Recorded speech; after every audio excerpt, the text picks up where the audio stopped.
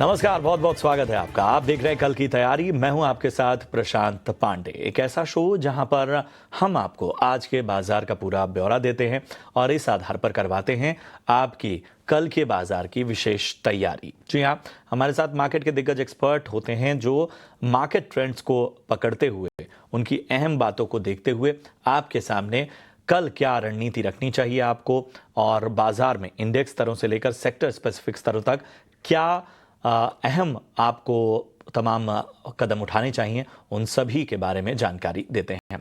यही नहीं, एक बहुत बड़ा हिस्सा आपके सवालों का भी हम शामिल करते हैं, जो YouTube पर आप अपने सवाल हम तक का पूछ सकते हैं। YouTube पर सिर्फ कमेंट करके आप अपना सवाल हम तक का पहुंचा सकते हैं। करना कुछ नहीं है, आपको YouTube पर कमेंट बॉक्स में अपना सवाल हम तक का पहुंचाना है। इन सब के बीच में हमारे साथ तेजस शाह, JM फाइनेंशियल से हमारे मार्केट के दिग्गज एक्सपर्ट जुड़ चुके हैं। तेजस, बहुत बहुत स्वागत है आपका। हमें बताइए, मार्केट की ये जो रिकवरी है, और जाहिर सी बात है इस रिकवरी में सबसे बड़ा रोल HDFC बैंक का है, तो इस रिकवरी को कितना टिकाऊ माना जाए, या अभी आपको लगता है कि थोड़ा सा धैर्य का परिचय देना होगा? तो मेरा नमस्कार। देखिए, निफ्टी की हम बात करें तो निफ्टी एक सीमित दायरा में ट्रेड हो रहा है। वॉलेटिलिटी हम देख रहे हैं बाजार में, बट अगर जो रेंज देखें ब्रॉडर रेंज, तो ब्रॉडर रेंज एक छोटी रेंज में ही बाजार ट्रेड हो रहा है। नीचे में 23,050 के करीबन काफी अच्छा सपोर्ट जोन है, और ऊपर में जो रेजिस्टेंस है वो करीबन 23,350 23,400 के करीबन है। अगर हम पिछले 7 दिन का डेटा देखें तो मार्केट यही रेंज में ट्रेड कर रहा है। तो मेरे हिसाब से अभी एक ब्रेकआउट या ब्रेकडाउन के लिए वेट करना चाहिए। जब तक 23,000 के नीचे जाता नहीं है बाजार, मुझे कोई बड़ी गिरावट नहीं लग रही है। एट द सेम टाइम जब तक ये 23,400 का लेवल भी सरपास नहीं करता है, कोई बड़ी रैली आने वाली नहीं है। क्योंकि जो बेस है वो करीबन अच्छा खासा बेस है 23,000 में के करीबन। तो अगर किसी को ट्रेडिंग के हिसाब से कुछ करना है तो डिप में बाय कर सकते हैं विद स्टॉप लॉस बिलो 23,950। और यहाँ से अगर बाजार थोड़ी सी रैली करेगा तो मेरे हिसाब से 23,350 23,400 के करीबन अब मुनाफा वसूली करनी चाहिए। तो यहाँ पर आपको एक विशेष रणनीति बताते हुए तेजस, फटाफट से आपके सवालों का सिलसिला शुरू करते हैं। उमा भट्ट का सवाल देहरादून से हमारे पास यूट्यूब से आया है। अडानी पावर पे राय जानना चाहती हैं। 622 662 की इनकी बाइंग है। 622 की खरीद पे इन्होंने खरीदारी की है। फिलहाल 21,500 के करीब के नुकसान झेल रही हैं अडानी पावर पे। बताइए क्या राय बनेगी तेजस?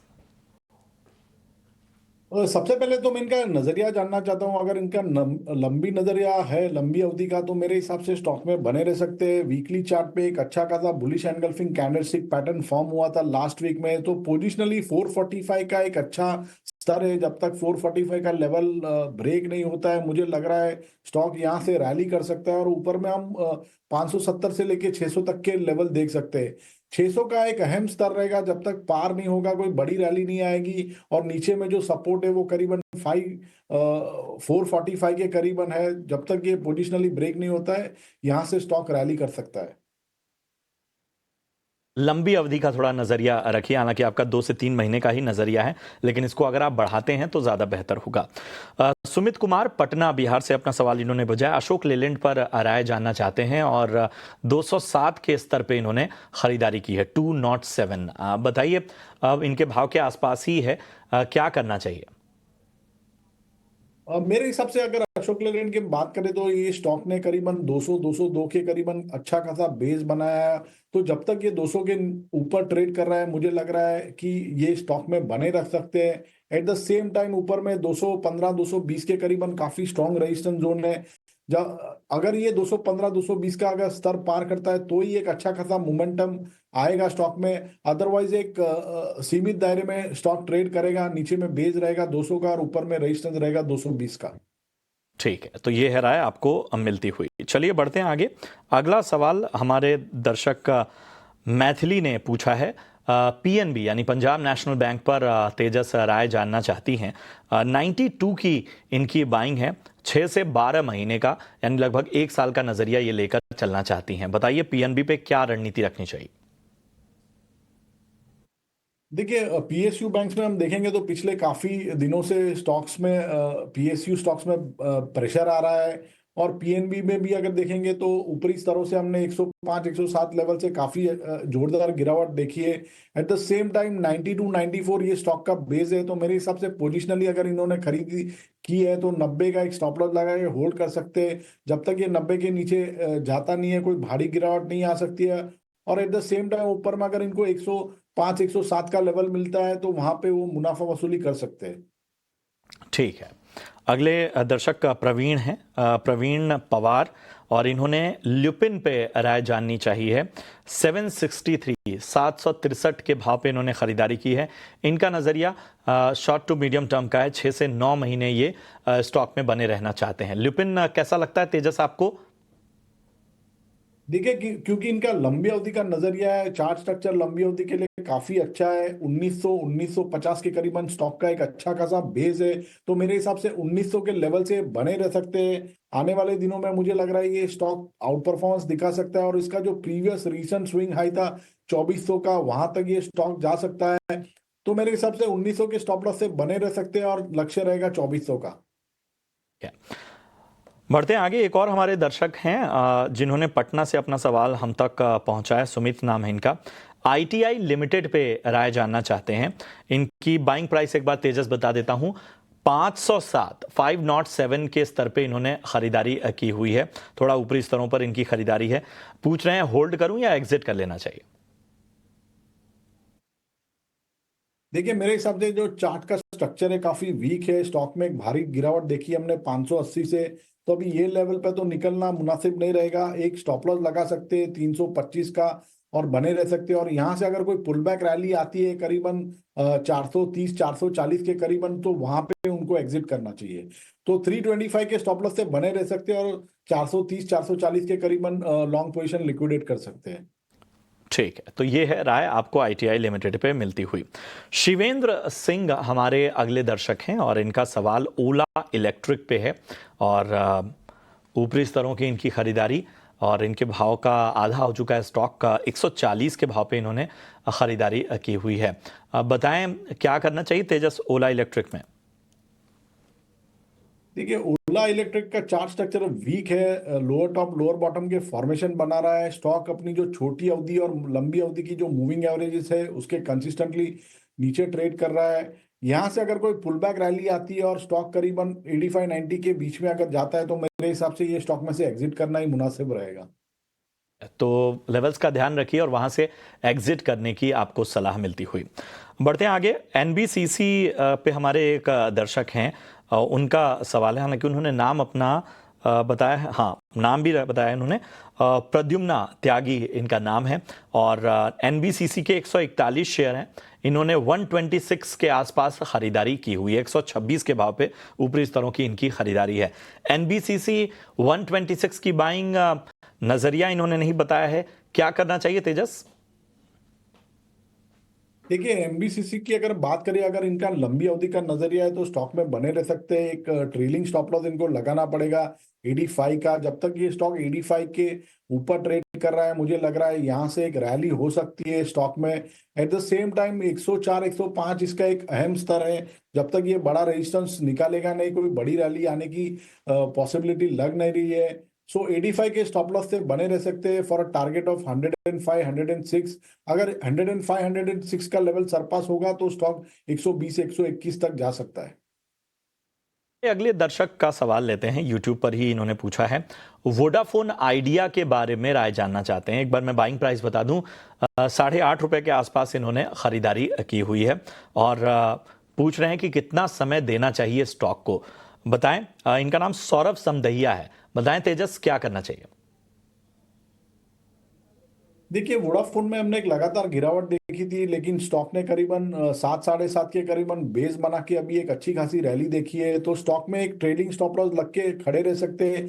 8 रुपीज 45 का एक ट्रेलिंग स्टॉप लॉस रहेगा। 8 रुपीज 45 के ऊपर जब तक ये स्टॉक ट्रेड कर रहा है, बायस थोड़ा पॉजिटिव है।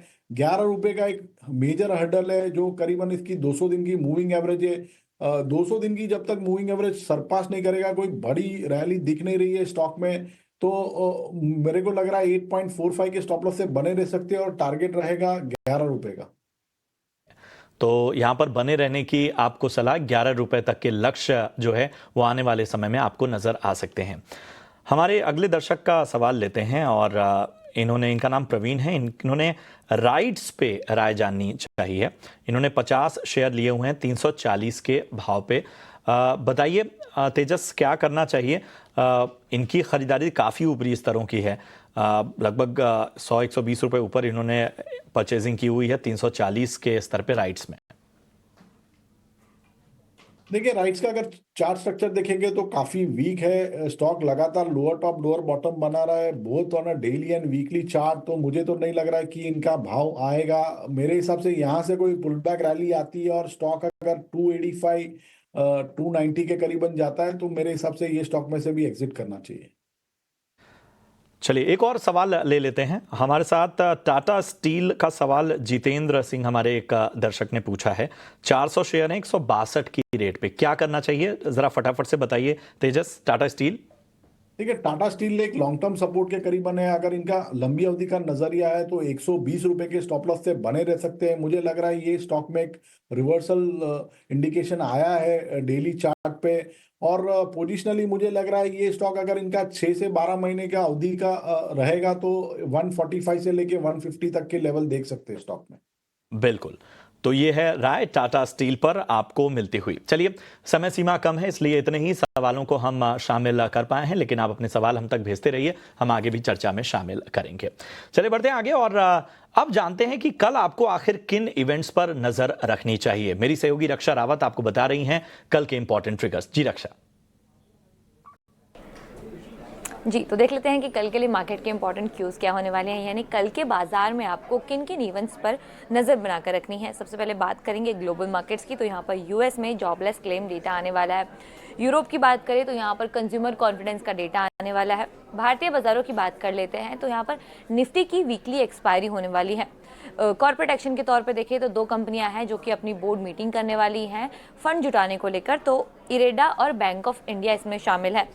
निफ्टी कंपनियों के रिजल्ट्स की बात की जाए तो यहाँ पर अल्ट्राटेक सीमेंट और डॉक्टर रेडीज अपने नतीजे जारी करने वाली है। कुछ और कंपनियों की बात कर लेते हैं जो कि अपनी तीसरी तिमाही के नतीजे जारी करने वाली है, जिसमें Cyient, Nippon Life, Mphasis, Indus Tower, Sona BLW, United Spirits, Adani Green, Syngene, Capri Global और ग्लेनमार्क लाइफ जैसी कंपनियां शामिल हैं। तो ये थे कुछ इंपॉर्टेंट क्यूज जिसमें आपको कल अपनी नज़र बनाकर रखनी है। बहुत बहुत शुक्रिया करेंगे रक्षा आपका इस अहम जानकारी के लिए। चलिए बढ़ते हैं आगे और अब आपके लिए लेकर आते हैं अपना खास सेगमेंट वीआईपी शेयर्स।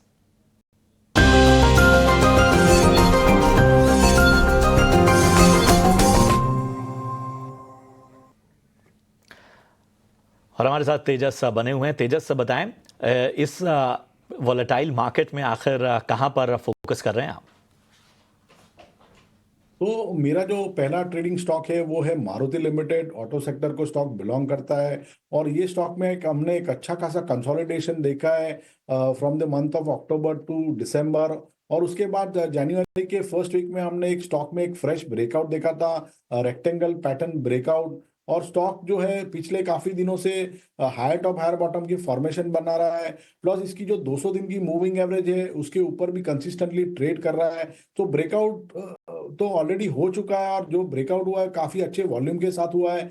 तो मारुति में आप करंट भाव पे या डिप में खरीदारी कर सकते हैं। इसमें आपको स्टॉप लॉस लगाना है 11,500 का। पहला लक्ष्य रहेगा 12,500 का और दूसरा लक्ष्य रहेगा 13,000 का। और दूसरा जो स्टॉक है मेरा ट्रेडिंग पिक है वो है रिलायंस इंडस्ट्रीज लिमिटेड। रिलायंस की हम बात करें तो रिलायंस में भी एक अच्छा खासा बॉटम फॉर्मेशन हुआ है करीबन 1200 के करीबन। और उसके बाद कंसिस्टेंटली हमने देखा स्टॉक में एक स्ट्रेंथ दिखाई है। पिछले काफी दिनों से स्टॉक अपनी 50 दिन की मूविंग एवरेज को होल्ड कर रहा है और इसके जो नतीजे भी आए वो काफी अच्छे आए हैं। तो मुझे लग रहा है ये स्टॉक आने वाले दिनों में एक अच्छा खासा रैली कर सकता है। तो रिलायंस में आप करंट भाव में या डिप में खरीदारी करिए। इसमें आपको स्टॉप लॉस लगाना है 1225 का। पहला लक्ष्य रहेगा 1325 का और दूसरा लक्ष्य रहेगा 1375 का। बिल्कुल, बहुत बहुत शुक्रिया करेंगे तेजस आपका, लेकिन जाने से पहले जरा अपना डिस्क्लोजर देते जाएं। तो जो भी स्टॉक्स हमने डिस्कस किए उसमें मेरी कोई पर्सनल पोजीशन है नहीं, बट ये स्टॉक्स हमने अपने क्लाइंट को रिकमेंड किए हो सकते हैं। साहब का हमारे निवेशकों का मार्गदर्शन करने के लिए और अपना समय देने के लिए। इसी के साथ कल की तैयारी में मुझे और मेरी पूरी टीम को दीजिए इजाजत। आप देखते रहिए ET Now स्वदेश। नमस्कार।